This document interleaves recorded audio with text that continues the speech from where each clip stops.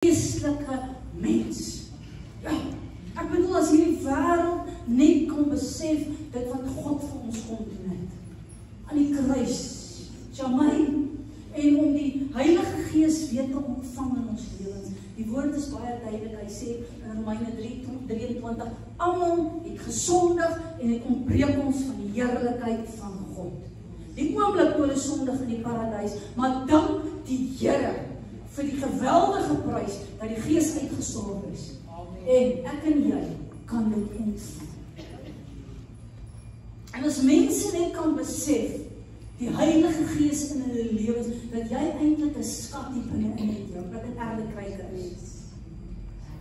Amen. Hier is so 'n skat hier binne in jou. Dis die mate wat jy God soek en wat jy die Here vertrou.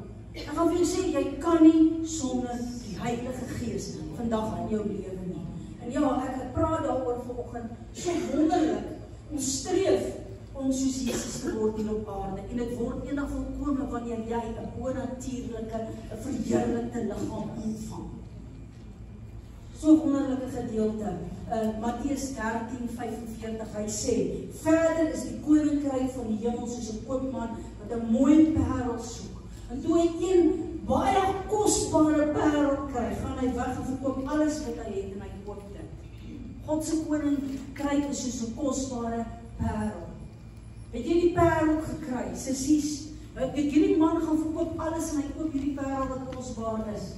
God se koninkryk, kosbaar vir ons, die Heilige Gees. Kyk wat sê die woord in 2 Korintiërs 4:7, hy sê, maar in hierdie skat is 'n erdekryk sodat die vertroulikheid van die krag van God mag wees en nie uit ons nie. En dan kom hier die wonderlike gedeelte in Jeremia, wat hy praat, ons weet dit was baie moeilik in die Ou Testament vir Israel om volgens die wil van God te leef. Maar dan kom die woord in Jeremia en Jesegiel skryf daaroor, dat God 'n nuwe verbond met ons gaan sluit. En ek dank die Here vir die nuwe verbond. Dankie vir die bloed van Jesus, want dit was moeilik vir die mense om werklik God se wil te leef. En as hulle gesondig het, is hulle gestenig in die Ou Testament. Maar dank die Here dat dit vervul is in Jesus Christus. Daar kom Jeremia in hoofstuk 31, jy kan gaan lees daarvan, hy skryf. Die Here met die huis van Israel, die Juda, 'n nuwe verbond sal sluit. Ek gee my wet in hulle binneste, ek skryf dit op hulle hart. Ek gaan vir hulle God wees en hulle sal vir my 'n volk wees. Wat is die Here anderste vandag? Hy is vir ons God, ons is sy volk. Hy skryf sy gebooie op ons harte, hy wil in ons lewens inkom, hy wil die woord lewend maak deur sy Heilige Gees, sodat ons sy wil kan leef deur die dae. Makliker vir die wet van die Gees van die lewe, hierdie nuwe verbond, dat God ons kan innerlik verander. Ek bedoel, ek kan nie sonder die Holy Spirit in my lewe. Vat beheer van my lewe. Lei my. Dankie vir rigting en koers deur die Heilige Gees. Ek het wysheid nodig. Ek het insig nodig. Niemand kan jou lewe verander nie, dis net God wat jou lewe verander. Dis bonatuurlike werkinge. As mense kan besef dit wat die Here in hulle lewens wil doen, hierdie mense ons moet bid, dat mense sal uitkom by hierdie skat en erdekryke. The Holy Spirit. Maak ons kinders vas en sê, Here, doen iets in hulle lewens, dat hulle sal groei, en dat hulle sal uitkom om te besef, dit wat die Here nagelaat het, die Heilige Gees, hoe die Here ons rig en lei. Jesegiel skryf daaroor, hy sê, ek gaan 'n nuwe gees in jou binneste gee, sodat jy in my insetting en my verordeninge kan hou. Die Gees van die Here oortuig ons, die Gees van die Here kla ons aan, praat met ons, sodat ons sy gebooie en sy verordeninge kan onderhou. En wat van so wonderlik is van hierdie nuwe verbond, want ek sal barmhartig wees oor hulle ongeregtigheid en hulle sonde sal ek nie dink. Ons is genadetyd, God vergewe ons. Dank die Here vir die bloed van Jesus. Ons kan die troon nader en ons kan bely en ons kan vergifnis kry in Jesus naam. Dankie vir sy Heilige Gees in hierdie dae. Romeine 8:2 kom en hy praat van die wet van die Gees, van die lewe in Christus Jesus, het my vrygemaak van die wet van sonde en dood. Ek is vry van sonde, ek is vry van die dood, want ek gaan vir ewig lewe. Hier sal reeds binne in my die onvernietigbare deel, die Heilige Gees. Here,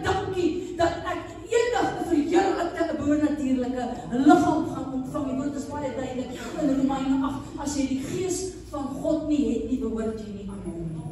Daarom is dit so belangrik om daai bonatuurlike werk in jou ontmoeting geestelik te groei. Ek wil vir jou sê, werk aan die Heilige Gees in jou lewe. Begin dit soek. Ek wil vir jou sê, moenie tevrede wees met die druppeltjies.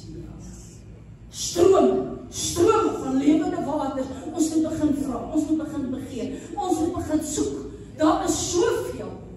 Hierdie skat wat in ernstige ryke is, wat ek en jy moet by uitkom, en is die maande wat jy God gaan soek in 'n verhouding met die Here gaan hê.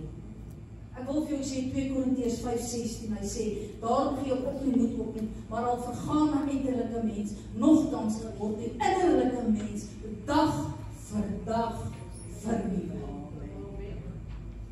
Ek het nodig dat my innerlike mens dag vir dag vernuwe. Dis hierdie gees wat Jesus uit die dood laat opstaan het. Dis hierdie gees wat binne in jou is, wat eendag vir jou gaan laat opstaan uit die dood uit. In oomblikke 'n bonatuurlike, wat jy 'n verheerlikte liggaam gaan ontvang. In 'n oogwink. Glo julle wat die woord sê? In Korintiërs, in 'n oogwink, dat vlees en bloed soos wat jy nou is, kan God se koninkryk nie beerwe nie. Maar jy gaan in 'n oomblik verander word en jy gaan 'n verheerlikte liggaam ervaar. Ons gaan hom sien soos wat hy is. Ek wil vir jou sê, ek het gisterand nie gepraat oor die batuur van die Heilige Gees, hoe dit 'n rol gespeel het in Jesus se lewe. Dit vat by sy geboorte. Ek kan net die Heilige Gees sal oor jou kom, en die krag van die Allerhoogste sal oorskadu. As ek vat die Heilige Gees in Jesus se lewe by die doop. Dis my geliefde seun en wie ek wel daar het. As ek vat toe hy in die versoeking in die woestyn, moet hy die vyand aangespreek met 'n woord, dan kan ek en jy ook die vyand vandag aanspreek met 'n woord. En Here, dankie dat ons woorde lewend word deur die Heilige Gees. Daar is soveel krag in God se beloftes. Dankie vir die Heilige Gees, want ons dien nie 'n dooie God nie. Dankie vir sy beloftes, vir sy woord, en wat ek lewend deur sy Heilige Gees. Ek kan nie sonder die Heilige Gees koester dit, wees lief vir die Heilige Gees. Werk aan hierdie onvernietigbare deel. Ek wil vir jou sê, waar die Heilige Gees is bonatuurlike werk. Verander mense se lewens. Dankie Here vir 'n ontmoeting met Jesus. Dankie vir gawes van God se Heilige Gees wat gaan opereer en werk deur mense. Ons het gawes nodig. En wat vir my die belangrikste is van die Heilige Gees, jy gaan eendag, as jy die Gees van God het, gaan jy die grafte gaan geopen word, jy gaan opstaan, jy gaan 'n verheerlikte liggaam hê. Dis God se voorwaarde. As jy nie wedergeboorte ervaar het nie, ek bedoel, kan jy God se koninkryk nie beerwe nie. Johannes 3:3, dis so duidelik. En dan gaan ons verder.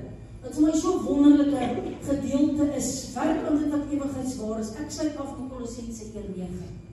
Dat ons, is dit jou begeerte vanoggend, jou gebed, dat jy vervul mag word met kennis van sy wil, in alle wysheid, geestelike insig, sodat jy waardiglik voor die Here mag wandel, om in hom alles te behaag, en julle in goeie werke vrug mag dra, en kennis van God mag doen.